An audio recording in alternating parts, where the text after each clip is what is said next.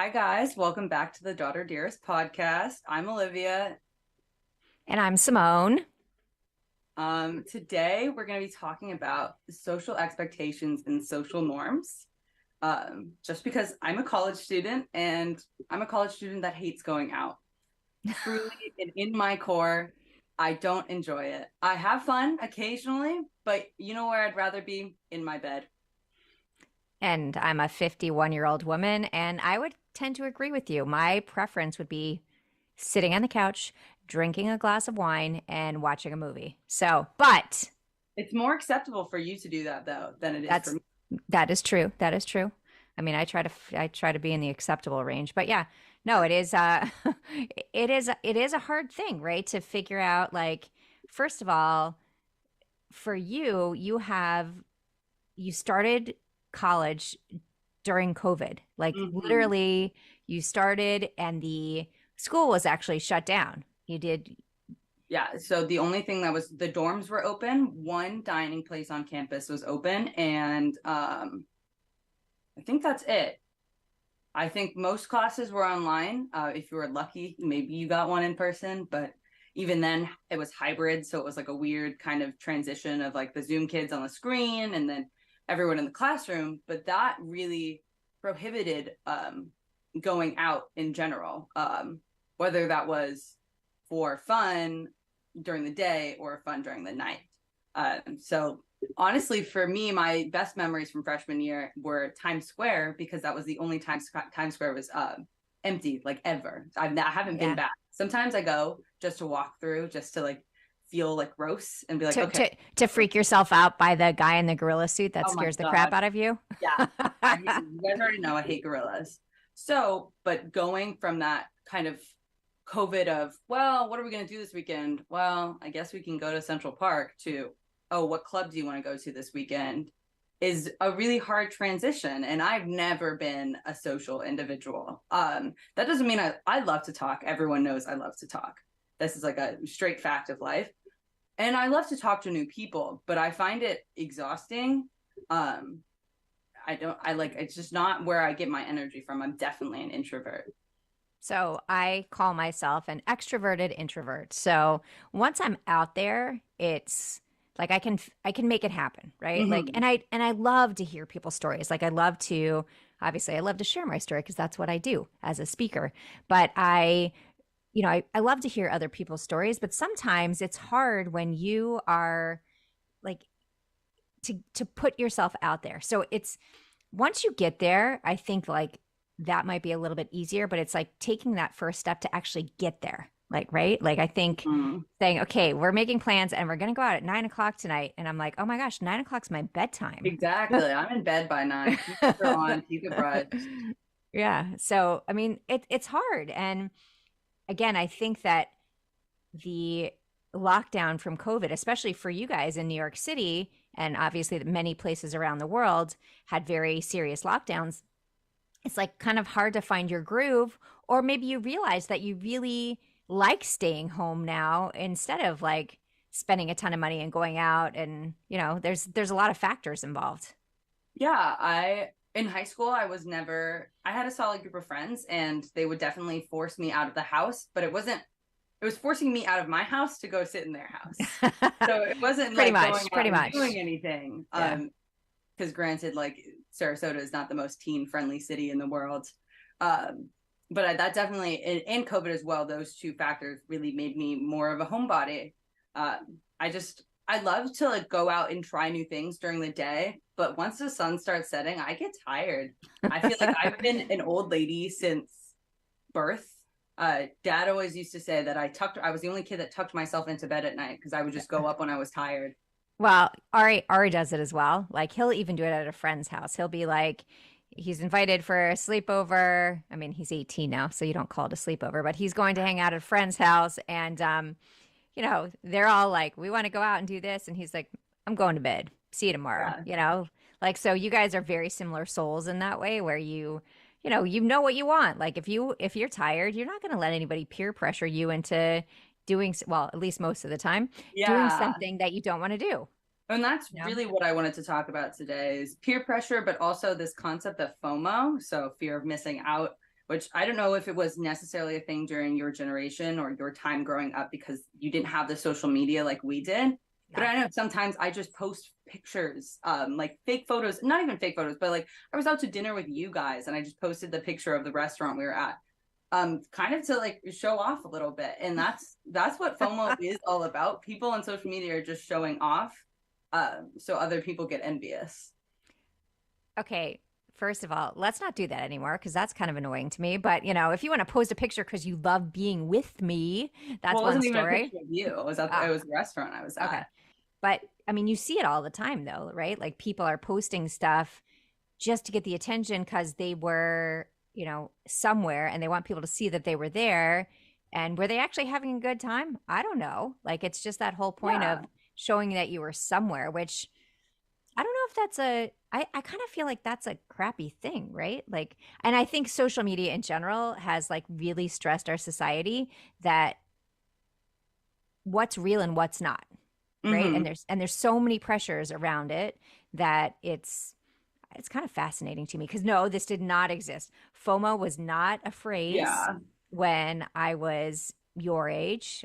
Um, and we didn't have the internet to post, we didn't have social media to post things on to show, we had to take actual camera photos that you had to print out and wait like multiple weeks to get back. And So, now for us, that's like a little yeah. fun activity. Oh, I bought a film camera. Let's go take some photos. I think which that's really funny. which is really funny. So we're going on a trip next week, and I'm not going. I know Just you're so not everyone going. knows I wasn't invited. I mean, I am in school. Oh I was my invited. I gosh, was you invited. were I was invited. invited. We were on the phone with Millie last night and she's like, "Are you going to surprise me and come?" And I was like, "Millie, I mean, I have classes." Yeah. No, so you're not surprising her. She's very disappointed about I that. But know.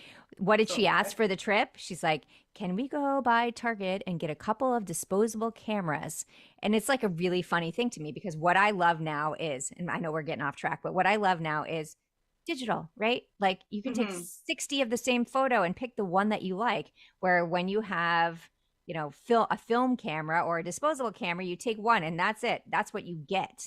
I So, will say, going for the film cameras, though, I enjoy it more than taking regular photos because of that societal pressure to have the perfect photo to mhm. post. But with film cameras, yeah, not all of them turn out good, but they're all kind of just good memories because you're capturing it without even thinking about it. Ooh, I really like that. You're Yeah. right. You're right. Yeah. So, anyways, we're going to go get some disposable cameras for our trip. Oh, that's so Um, funny. okay, so backtrack. Yeah, Um, I want to get back to FOMO because yeah. freshman year, I don't know if you remember, but before I'd made my super solid group of friends, that I have now, I was experiencing extreme social anxiety. And part of that can be attributed to like the fear of missing out. I mean, I was in New York City, I was alone for my first time. And all I was doing was staying in my dorm room. And especially in New York, in these big cities, when there's thousands of things to do, you feel this pressure of, oh my gosh, like, yes, I need a break from school. I just need some alone time, but I'm supposed to be out there and I'm supposed to be trying new things and I'm supposed to be working and I'm supposed to be achieving my goal, even though I was 17. And it took me a while to realize I was like, what is going to be best for myself? And what's going to be best for myself is recognizing when I need my alone time and I need Mm. my, my screen time, I guess. I definitely describe myself as a screenager. Uh, Yes. but sometimes I just need to sit in bed and mindlessly scroll because that's just how I recharge myself. Is there a new term for that now that, at 20? Is it because screenager, you're Or no longer a teenager. What do I you call guess it you're now? right. I don't know. I guess I have to look at that, but Okay, think about it I think because like the whole concept is only for like teenagers, and this is like a whole new exploration as my generation and my age group, moves on to their 20s. yeah. Yeah, Yeah. I mean, we didn't have that. You hung out with people or you were on your home phone. Literally, I would be on my home phone for hours. It's like, why? I mean, I just Yeah, left but these what were people you at talking school. about? I don't even know. I don't even remember, but that's what you did. So maybe that was the FOMO piece is that if you weren't on the phone with someone every night, then, you were missing out, that you weren't doing it right. Um, Yeah. but, And yeah, no, go go ahead. for I was me, like now, I was going to say, like, I can't imagine the pressures that you're under. I mean, even as an adult, I feel like these pressures to conform to what society wants. And I'm too old for that. I'm not doing that anymore. But as someone who's younger, like there's a lot of pressure, and there's like, how do you navigate that? Yeah, and sometimes for me it feels like, okay, well, I have to pick at least one event to go to so I can show my face. But people should stop going to things that they don't want to go to, Yeah. unless it's like obviously like if it's a part of your job or whatever, whatever. But like, I don't know, social events that you truly don't want to be at. There's I want in 2023 to get rid of my fake niceness. And that's not saying like I want to start being like a mean person. No, I'm genuinely actually working on being really nice, like real nice. So It's like a instead 10-step plan for her. yeah, I mean, truly. But getting rid of like the formalities and I'm if you don't want to talk to someone, odds are they don't want to be talking to you either.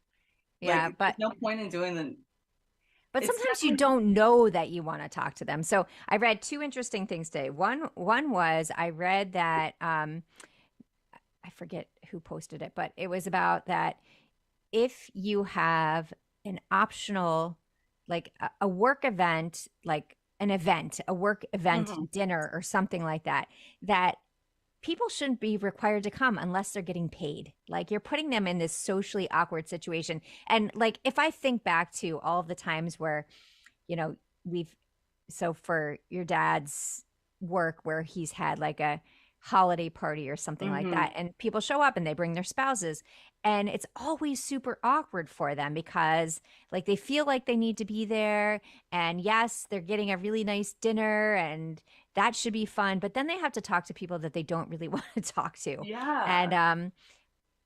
so actually the last couple of years they haven't done it and I actually think it's better. I was like give them a bonus instead of Well, and or give that's them what a bigger people really bonus. want. Yeah, They instead of would prefer a larger bonus to take the people they want to go out to dinner with rather than going out to dinner with strangers. yeah, and having to dress up to go out to dinner with strangers. I mean, like, I would say dressing hello. up for me, we don't have to get into this in this episode, but I love clothes and I love fashion, but I also really struggle with my body image.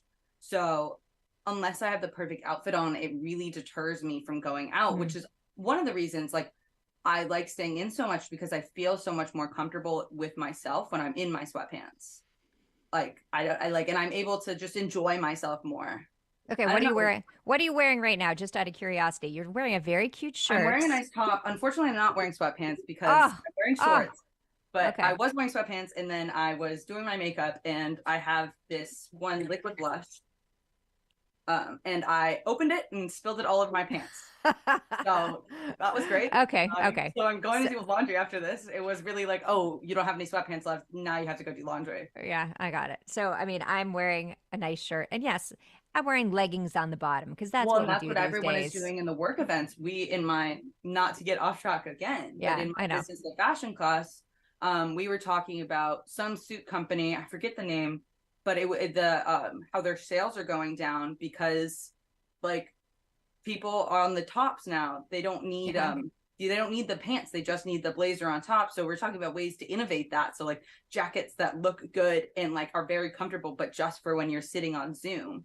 Um, I mean, it's brilliant actually what because people need. yeah, I mean, the world has changed, right? And we've Mm-hmm. realized that you can be comfortable while you work. You don't have to wear 6-inch heels, and some people still choose to do that, and that's their And choice. that's But totally like, fine. yeah, But the but world should change too to make sure that not that introverts, I feel like introverts do need to be more included rather than like, oh, you're the odd one out because you'd rather stay on your computer, but you're still getting socializing in. Like yeah. Noah So sits on his computer, he's still talking to his yeah, friends. he's still making friends. So, I read a statistics the other day, which I just did a board training in New Jersey about how to tell your story.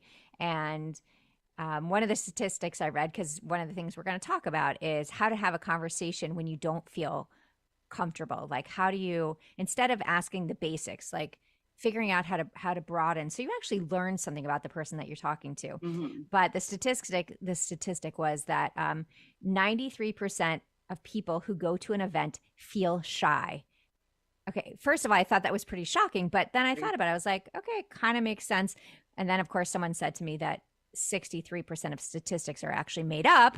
But supposedly, this one isn't made up, that people you know, it's, especially now, it's hard to go to an event and put yourself out there.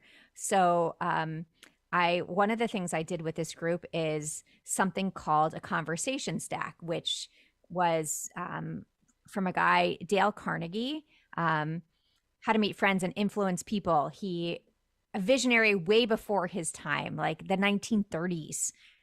I actually know And this book. yeah, yeah. I Yeah. mean, so, but he created what he called a conversation stack so that when you go to an event, you're not asking the basic questions, which honestly, what is the first question usually someone asks you? Hmm. What's your job? Okay, what do you do? And the other Yeah. question is, how are you? Hi, Yeah. how are you? Okay, how are you is like a can of worms. Most people are not going to answer it truthfully. They're going to say, I'm fine. And I've told you this before. What does fine mean? Freaked out, insecure, neurotic, and emotional. Okay. When you, I've actually never heard you say that acronym, but that's okay, fantastic. I right? love that. So, you know, when you ask someone how they are, like be expecting an answer that is either you ask the question because you really want to know. If you don't really want to know, don't ask that question because you're Mm, opening a can of worms. So, if you're going to ask me how I am, I'm going to either give you the I'm doing great because I am doing great. Or if you ask me that question on a really crappy day, I'm going to tell you exactly what my crappy day is. And for a lot of people, they really didn't want that answer. They just were saying it because they didn't know what else to ask me. So, you know, and it's funny, but I love that acronym, the fine acronym, that's because so it funny. is really true. You think like majority of the people, especially now, so many people are struggling with mental illness and insecurity and in so many aspects of their life. And so you ask them how they are. If they say they're fine, they're not fine. If they say they're great, maybe they're great. If you really want to know, you ask them and you wait for them to share their story. Yeah. And for a lot of people that are feeling this way, how are you is one of those questions that's like they're not genuinely asking how you are doing.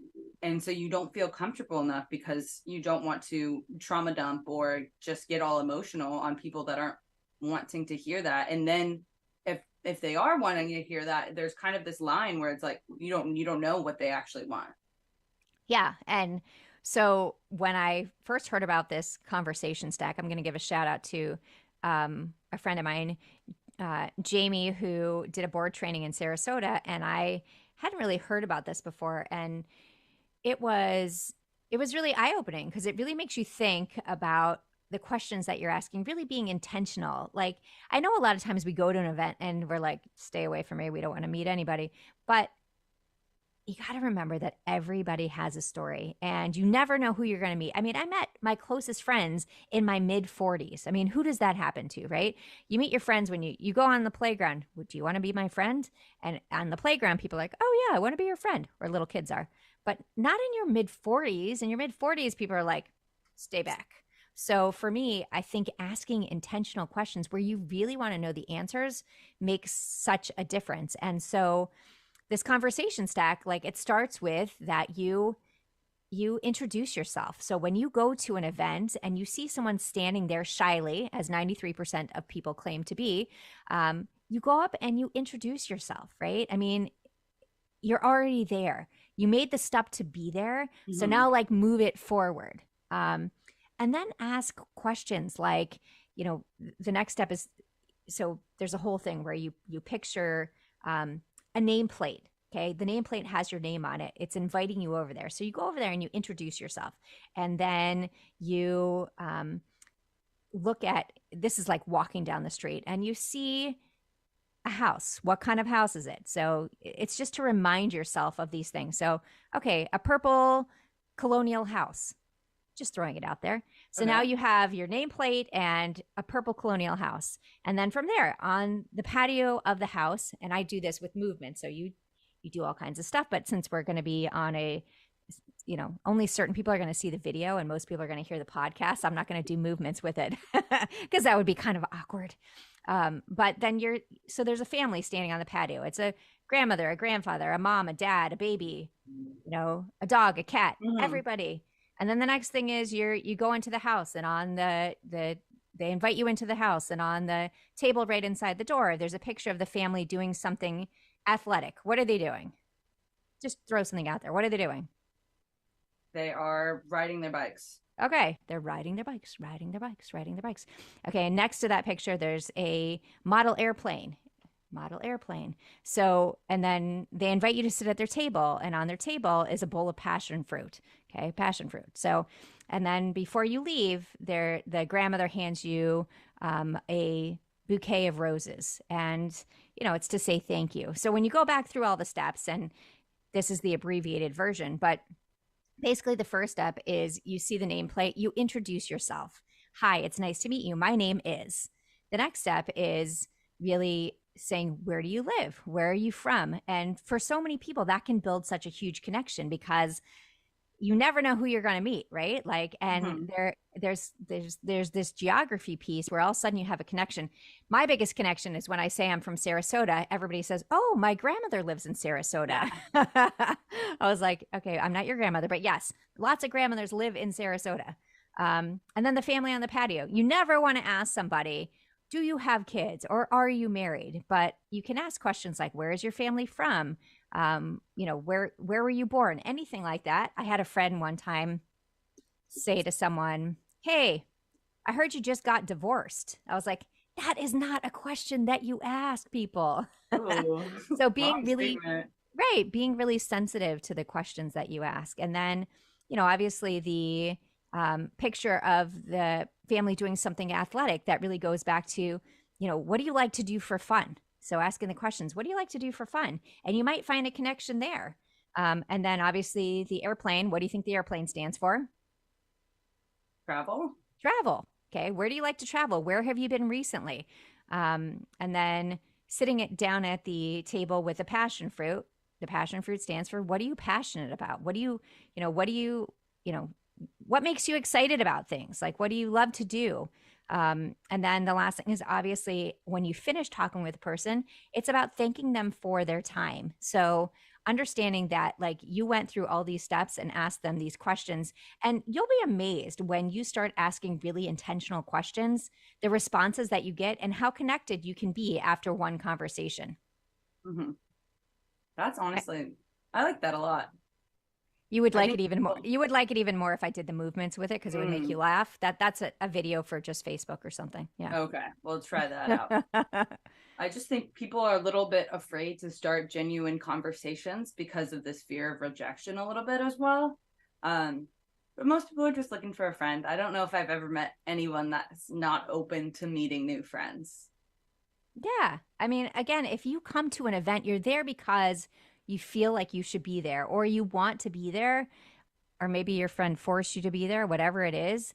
But you don't want to stand there awkwardly by yourself. I can tell you, I've walked into many events by myself over the years, and I'm like, who am I going to find to talk to? And I look for the other person that might be standing there by themselves, or I look for a couple of people who are standing there talking, and I join in the conversation. And maybe that first step is like a tough one, but it always is worth it. And like I joined this women's organization the end of last year, and just jumped into it by myself. It is not something you can tell them. It is not something that I would No, typically do, right? Not at all. not at Yeah. all. Yeah.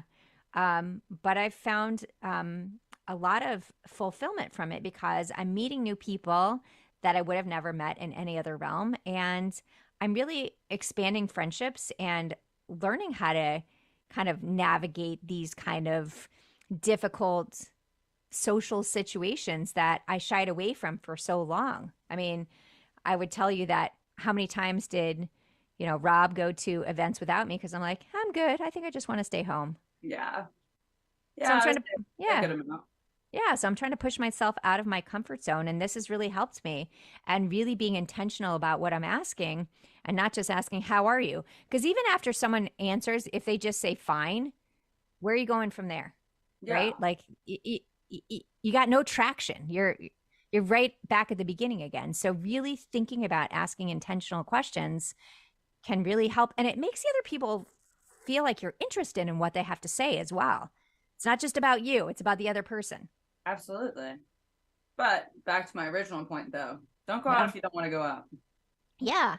I mean, if you don't want to go, then don't force yourself to go. I mean, trust me, there are times when it's in our work lives where Huh. we do have to go and we do have to socialize. And so this event that I went, this board training that I did last weekend, I was invited to go to this event the night before. And I was like, yeah, of course I'll go. And I knew well, I knew one person, the person that brought me, but I didn't know anybody else really. And I was it was very interesting to see there was one person out of all of the people that I met that asked me authentic questions. Everybody else did the typical, how are you? How are you? Oh, you're here for this. Okay, great. And I realized that I had to start doing the asking because they weren't going to do it. And then I Hmm. had some really great conversations. But it's hard. It's hard to put yourself out there and feel comfortable, especially if you're not the extrovert. And I really wonder what an extrovert actually means, right? Well, it's someone that gets their energy from hanging out with other people, and an introvert gets their energy from themselves. So when you're an extrovert, do you feel like I mean, you don't know because you're not an extrovert, but do you feel like that you already are equipped with everything to make all that happen? Or do you feel like everything has to be intentional for extroverts as well? I think things have to be intentional for everybody. I was listening to a podcast recently talking about how even extroverts, they plan out what conversations they are going to have. Mm, And I don't think that's like a weird or bad thing, because no one wants to have like the lull or the awkward moment in a conversation. And granted, like that's just like a silly thing. No one is truly thinking about that like 20 years from now. Oh my gosh, I had an awkward pause with so and so at that so and so yeah. event. Yeah. But yeah, I think that extroverts, everything still does have to be intentional. I think you know, when I look back at stuff, you don't remember those awkward conversations, at least most of the time. I actually don't think I remember any of them, but I do remember the conversations that were amazing conversations that started from, an intentional question where I'm like, oh, this person's really interesting. I want to be able to share their story more, or I want to know more about their story. Mm-hmm. Um, but I don't know if I can look back and say, okay, that was really awkward. I mean, we talked last week about our embarrassing moments, but those things I remember. But the conversations that were like that fizzled, I don't think I really remember those at all. No, Yeah. I've started to think of life as gaining connections, whether that Mm. be friends or just, people on LinkedIn. Um, very important for my, still don't Yes. have an internship, so Yeah. just to keep Plug me it, plug it, motivated. plug it. Um, but, and people, they love to talk about themselves, and they love to talk about what they're genuinely interested in. So maybe the conversation won't start with, oh, how are you? I'm fine. But it will be, how, like, what did you do today that like made you happy? Or Yeah. just, a question like that. It doesn't have to be so intense, but I will tell you, people love to talk about themselves. I mean, I love to talk about myself. Well, that's why the conversation stack really works because you're asking them to tell all these details about their lives. And then they're like, oh, wait, this person is really interested in what I have to say. So I'm going to keep going. Whereas a how are you question, it doesn't show any interest in what this person has to do in their life. So, yeah, agreed. I mean, people love to talk about themselves and you get them going. And sometimes it's hard to make them stop.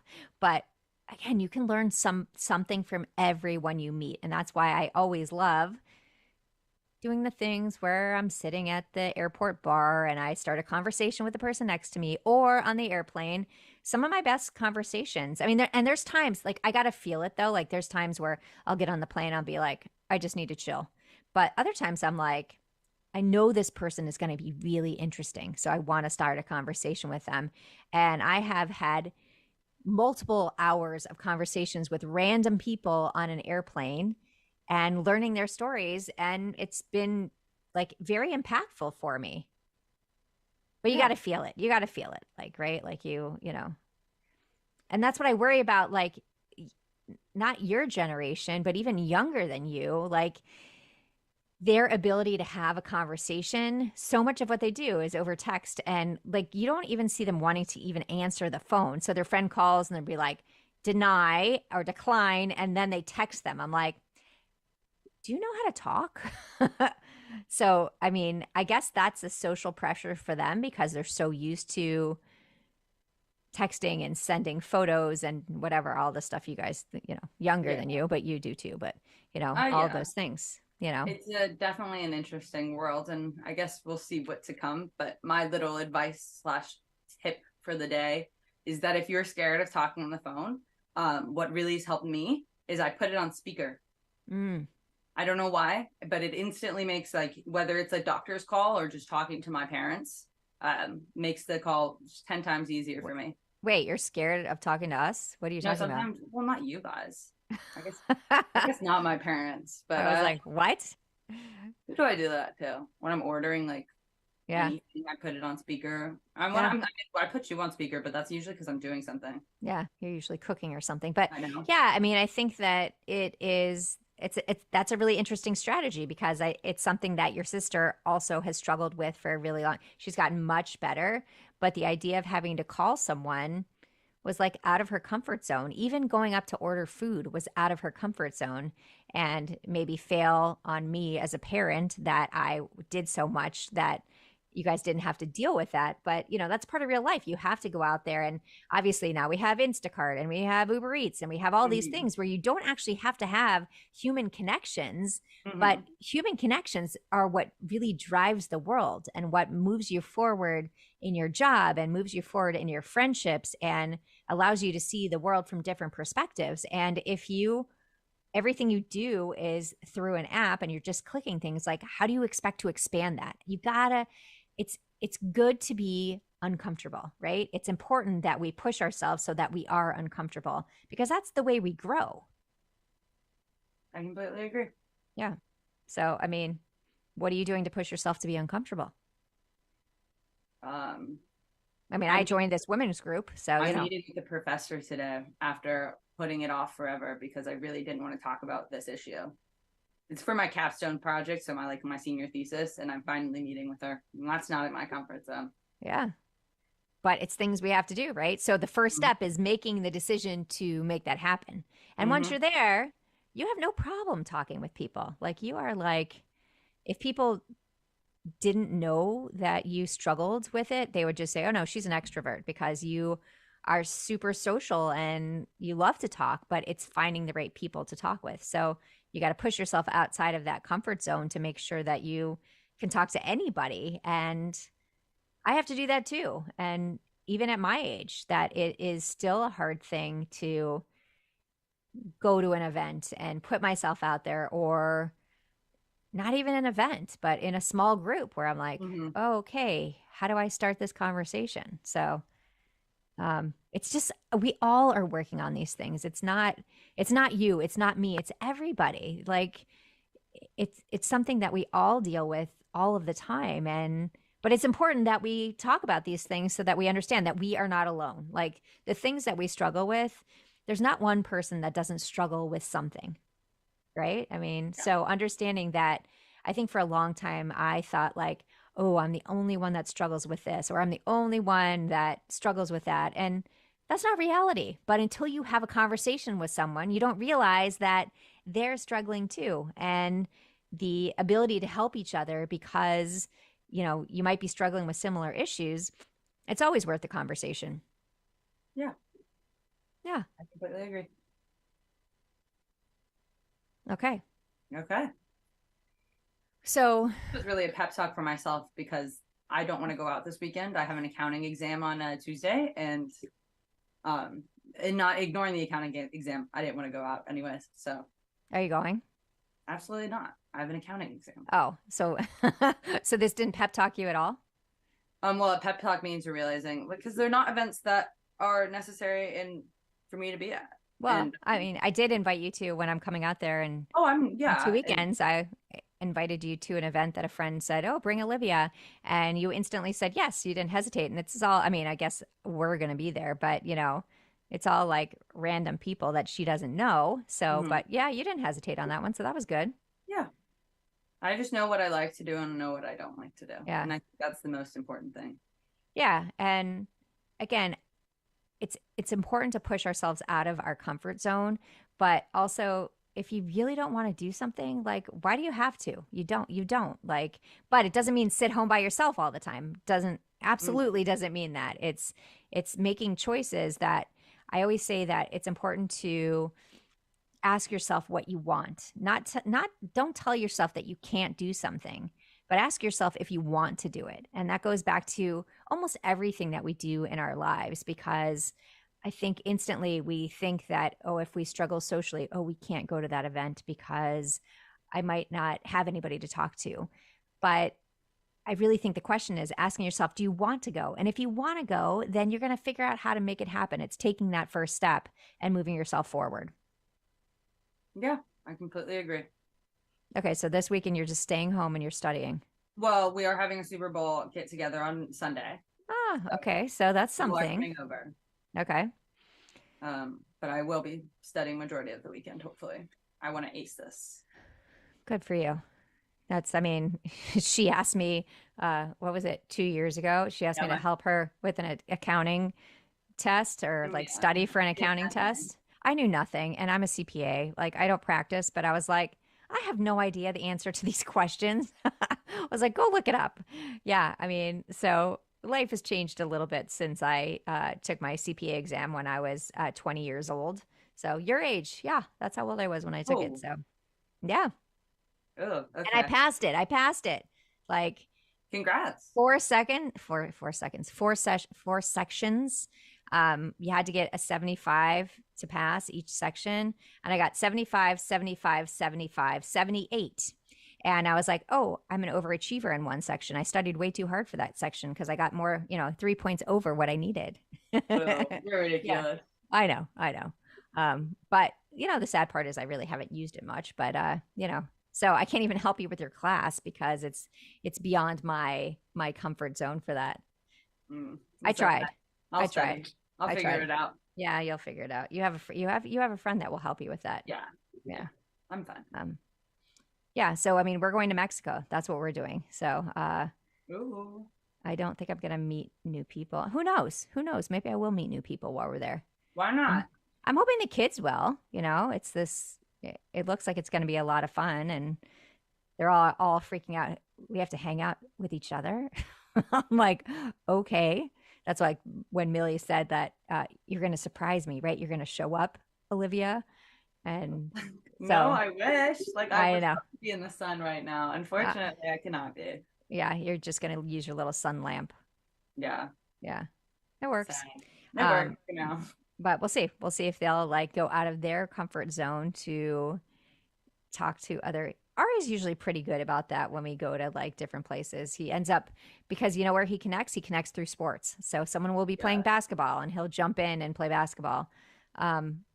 Noah will talk to anybody. If he's in the pool or something, he'll like, sometimes he'll come back with all kinds of kids and I'm like, okay, that was pretty cool. Millie tends to be a little bit more standoffish. So I think we're going to be doing a lot of mother-daughter bonding on this trip. Fantastic. So I know. I'm really excited for it. And when she was like, oh, I don't know how this is going to go. I'm like, you get to hang out with me. What do you mean? How is this going to go? You're going to have a great time. We are going to have an amazing time. And we're doing really cool things. We are going to swim with whale sharks. Jealous. We are going to see the right whales in Magdalena Bay. I didn't know anything about these whales before, but they're like very endangered. There's only like a few hundred left in the world. Oh, that's kind of dope. Then. Yeah, right? Like that's a really cool experience. So, and Millie's like, yeah, the experiences are going to be great. But what if when we're just at the hotel, I'm like, girl, there are like 6 pools. There are water slides. There's the beach.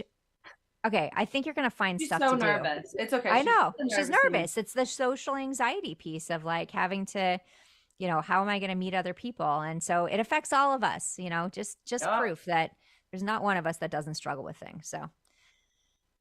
Okay. When are we going next? So I think we're skipping next week and then we're going to start back after that. And then in March, we're going to be going every week for your enjoyment. We're going to have lots of stuff. We're going to start bringing on a few guests to discuss beyond what we discuss. And so if you're listening, like this podcast, share it with your friends.